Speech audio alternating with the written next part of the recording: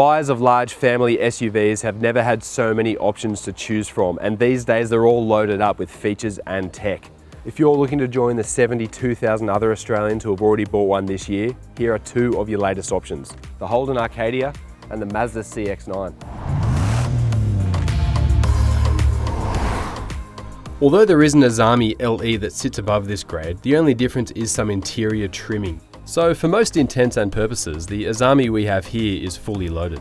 The Arcadia is also fully loaded in LTZV specification.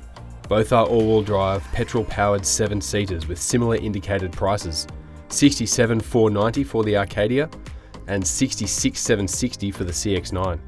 To save some time, let's run through what features both of these primo family wagons have.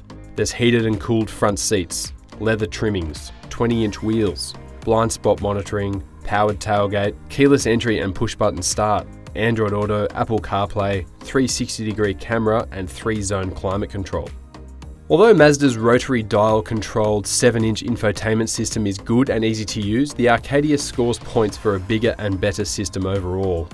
This top-spec Arcadia is loaded with features. However, it is probably missing a bit of a premium feel compared to other large SUVs. There are some nice touch points around the place. However, some of the finishes are a little bit average.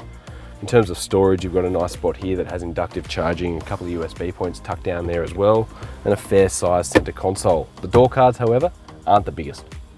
These seats are big and comfortable, and you can really feel the American roots of this Arcadia overall. It's a big car and it feels like a big car, and that's not necessarily a bad thing. The Mazda beats out the Holden with a heads-up display, more speakers in the sound system, and heated second-row outboard seats. However, the Arcadia has a second sunroof for the middle row, wireless phone charging, and more air vents and USB points around the cabin. Inside this CX-9, there's a very different vibe to the Arcadia overall. It's got a very premium feel to it, lots of different materials and finishes, and I really like the quality of this switchgear. In terms of convenience, there's pretty good storage here up the front that soaks up things like your phone and your receipts pretty well, and a decent sized center console here. And the door cards are quite generous too.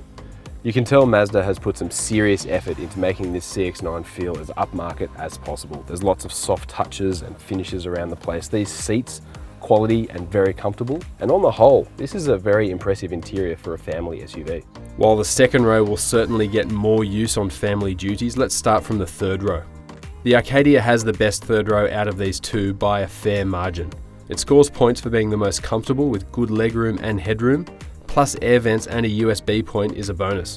It's also a winner in terms of storage space, with that flat roof and boxy shape leaving 290 litres behind the third row, which grows to 1,042 litres when it's a 5-seater. The CX-9's third row isn't bad, however.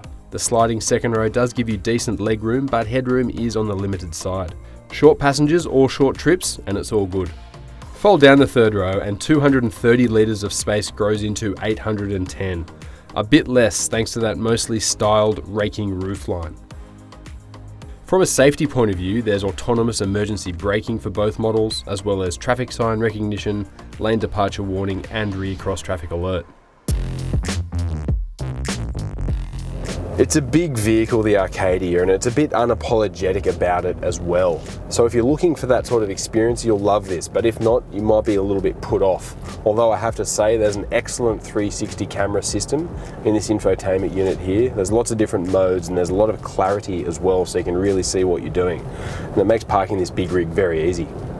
There's 3.6 litres worth of petrol V6 under the bonnet of this thing, and it's a really gutsy setup. There's a lot of get up and go when you need it.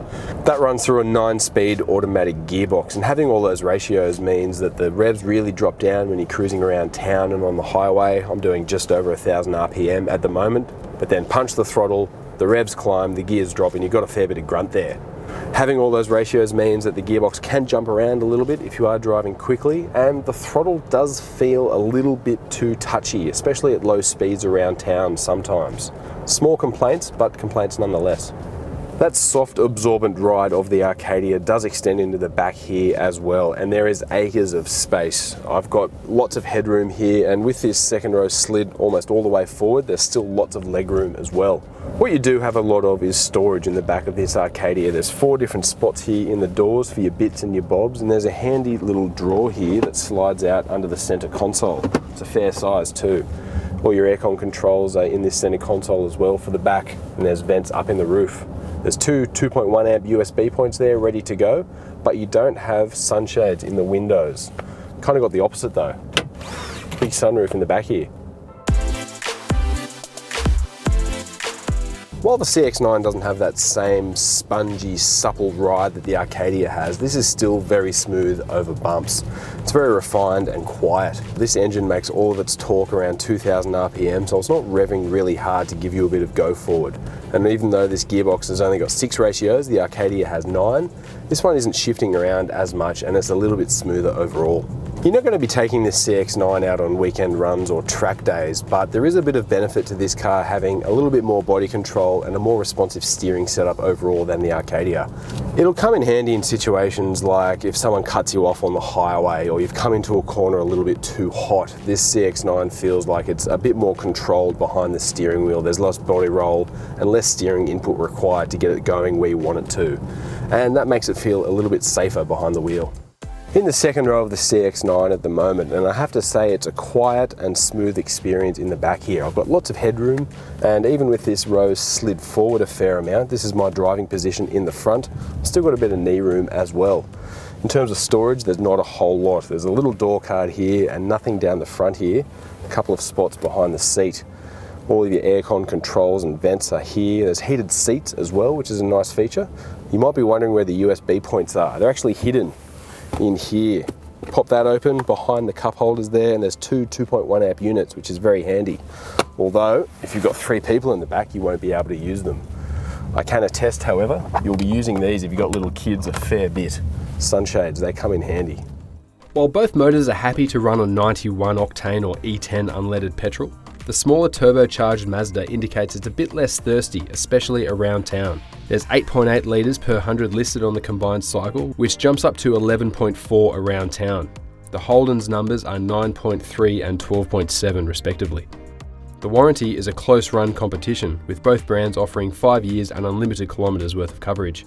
If you're going to compare these two vehicles on that one core value of interior space and practicality, this Arcadia is undoubtedly the winner. It's unapologetic about the way it goes about its business. The roofline doesn't taper down, there's acres of space inside, and it's got big American comfort. There are more pieces that need to fit into the puzzle, however, and when you consider them all, this Mazda CX-9 does stack up as a better, more polished overall vehicle. And let's face it, the interior of this CX-9 is much more impressive than the Arcadia in terms of quality and fitment. And when you're going to be spending a lot of time behind the wheel, doing the school run, sitting in traffic and that sort of thing, the quality of the CX-9 interior will really pay some dividends.